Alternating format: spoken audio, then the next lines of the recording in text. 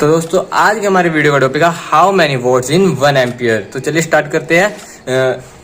तो आप सभी के मन में ये डाउट जरूर आता होगा कि 1 एम्पियर में कितने वाट होता है। तो मैं इसका अच्छे से आंसर बताना चाहूँ तो मैं आपको सिंपल एक लाइन में आंसर बताऊंगा। तो इसका होता है मतलब कि हम कभी भी एक सिंगल एम्पियर के जरिए कभी भी हम वाट को नहीं निकाल सकते। इसके वोल्टेज की आवश्यकता होती है। अगर हमारे पास वोल्टेज होगी और एम्पियर होगा तो हम इसके वाट निकाल सकते हैं। मान लीजिए हमारी एक मोटर है, ये हमारी सिंगल फेज मोटर है, इसमें हमने 220 वोल्ट देंगे और हमें कह रखा है ये 1 एम्पियर की मोटर है, इसमें हम 220 वोल्ट देंगे तो हम इसके वाट निकाल सकते हैं क्योंकि हमारे पास वोल्टेज और एम्पियर दोनों दे रखे हैं।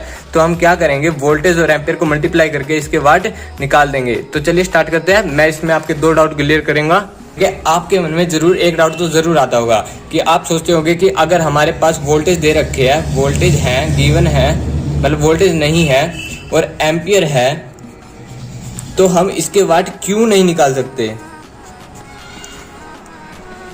क्यों नहीं निकाल सकते। आपके मन में ये जरूर डाउट आता होगा तो मैं आपका यही डाउट क्लियर करूंगा। सबसे पहले हम देख लेते हैं। मान लीजिए हमारे पास एक पानी की बाल्टी है, ये इसकी कैपेसिटी है, मतलब इसमें कितना पानी आएगा, ये 20 लीटर पानी को अपने अंदर समा सकती है, मतलब इसके अंदर 20 लीटर पानी आ सकता है। मान लीजिए मैंने यहाँ पे एक पाइप लाया और इसमें डाल दिया, बाल्टी पर नहीं है, मेरे को पानी का पाइप है, ये पानी का पाइप है और ये मैंने इसमें डाला, ठीक है।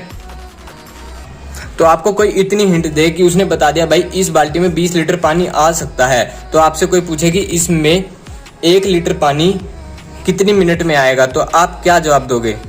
जो 1 लीटर पानी है इसमें वो कितनी मिनट में आएगा, तो आप क्या जवाब देंगे। तो इसके लिए आपके पास कोई जवाब ही नहीं होगा। आप क्या बोलेंगे, हमें पानी की गति को जानना होगा, मतलब पानी किस प्रेशर से आ रहा है। मतलब अगर ये पानी 1 मिनट में 1 लीटर पानी इसमें आ रहा है तो वो 1 लीटर पानी आ रहा है 1 मिनट में, तो ये 20 लीटर पानी कितने मिनट में आ जाएगा, 20 मिनट्स लग जाएंगे इसमें। तो इसी तरह हमारा इलेक्ट्रिकल में है। तो दोस्तों वही मैं आपको समझाना चाह रहा हूँ। जैसे कि हमारी एक मोटर है, ये हमारी मोटर है, मान लीजिए ये मोटर है, इसके हमें वाट पता करने हैं, हमें इसके वाट पता नहीं है और हमें इसके एम्पियर को दे रखा है, इसे हमें 1 एम्पियर दिया हुआ है, ठीक है। तो देख लेते हैं। तो इस एम्पियर का मतलब क्या है, जो एम्पियर है वो जो मोटर है हमारी वो किस प्रेशर से, मतलब कितना उसमें दम है कि वो उस एम्पियर को ले रही है, यही ये बताना चाह रहा है। मतलब 1 एम्पियर वो एक प्रेशर है। तो जो 1 एम्पियर है वो हमारा प्रेशर हो गया, तो हमें इसमें वोल्टेज भी देनी पड़ेगी। मैंने आपको पहले बताया था कि वोल्टेज और एम्पियर को करंट को और वोल्टेज को जब हम मल्टीप्लाई करेंगे तभी हमारे वोट निकलते हैं, अदरवाइज हम इसके वोट को नहीं निकाल सकते। तो हमें इसे वोल्टेज देनी पड़ेगी, ये हमारी वोल्टेज है। तो दोस्तों आपको एक फॉर्मूला पता होना चाहिए कि हमें जब भी हमें वाट निकालने होते हैं, जब भी हमें किसी मोटर के वाट निकालने होते हैं तो इसका फॉर्मूला होता है, मैं आपको बता देता हूँ। ये हमारा वोट, जैसे हमें वोट गिवन करना है, यहाँ हमें पता नहीं है तो क्या करेंगे हम, वोल्टेज इंटू करंट, इसको एम्पियर भी बोलते हैं, तो इन दोनों को मल्टीप्लाई कर देना होगा। मान लीजिए हमने यहाँ पे इस मोटर में 220 वोल्ट दिया है, सिंगल फेज मोटर है तो 220 वोल्ट दिया है और 1 एम्पियर इसका करंट, तो हम इन दोनों को मल्टीप्लाई करेंगे तो हमारा वाट आ जाएगा। तो देख लेते हैं, हमारे वोल्टेज देख लीजिए कितनी है, 220 इंटू हमारा करंट मतलब एम्पियर कितना है, 1 एम्पियर दे रखा है, तो ये हमारा 220 वाट आ जाएगा, देख सकते हैं। तो यही फॉर्मूला हमारा बाकी पूरी, मतलब ये फॉर्मूला आपको पता हो गया तो आपको यूं सोच लिया आपकी मतलब न्यूमेरिकल्स खत्म ही हो जाएंगे। मतलब आपको इन चीज़ों के बारे में बेसिकली पता ही होना चाहिए। तो बात करते हैं अब सिंगल फेज मोटर की। ये जो फॉर्मूला है आप याद रखिए, आप इसको नोट भी कर सकते हैं, लास्ट में आपको इसके नोट्स दे दूंगा बिल्कुल सिंपल वे में। तो आपको ये फॉर्मूला बिल्कुल डीसी में लगाना है। अगर हमारी कोई डीसी मोटर है, अगर उसमें वोल्टेज और एम्पियर हमें पता है तो हम उसके वाट निकाल सकते हैं, ठीक है। ये हमारा ओनली डीसी के लिए है। अब मैं एसी के लिए बताने वाला हूँ। मान लीजिए हमारी एसी मोटर है, हमें उसे वाट पता करने हैं, हमें वाट पता नहीं है तो हम इसमें भी कोई वो नहीं है, एक वोल्टेज इनटू करंट तो था ही भाई, एक करंट को भी मल्टीप्लाई कर देंगे इनटू एक पीएफ होता है।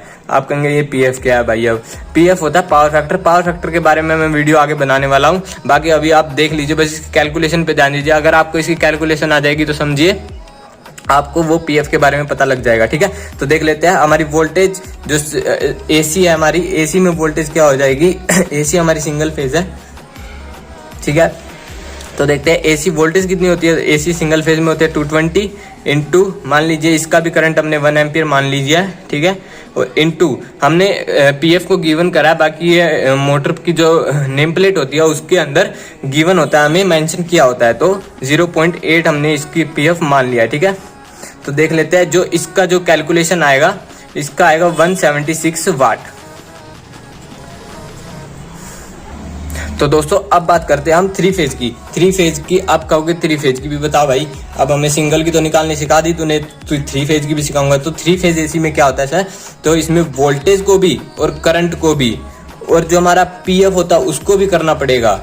और भाई एक चीज और दे दी इन्होंने, बोला √3 को और कर दो तो तुम्हारा भाई थ्री फेज का भी निकल जाएगा। जो हमारी √3 की वैल्यू होता है, आप इसको याद कर सकते हैं 1.732, ये हमारी √3 की वैल्यू होती है। आप इसे याद कर सकते हैं। अगर आप याद कर लेंगे तो आपको जो है आंसर निकालने में बहुत ही आसानी हो जाएगी। मान लीजिए हमारी वोल्टेज है 440 वोल्ट है हमारी वोल्टेज, एम्पियर 1 हो गया, इंटू जो हमारा पीएफ है, पावर फैक्टर है 0.80 मान लीजिए, इंटू जो हमारा इसका ये वैल्यू है √3 की। जो हमारी थ्री फेज की वैल्यू होती है वो हमारी √3 होती है। हमें √3 के बिना थ्री फेज की, मतलब थ्री फेज एसी की वैल्यू नहीं निकाल सकते, तो ये लगाना बहुत ही कंपलसरी होता है। तो ये इसका जो आंसर आएगा आप कैलकुलेट कर सकते हैं 0.483, ये मैंने पहले से निकाल के रखा हुआ था। ये हमारे आ जाएंगे वाट। उम्मीद है कि आपको वीडियो पसंद आई होगी।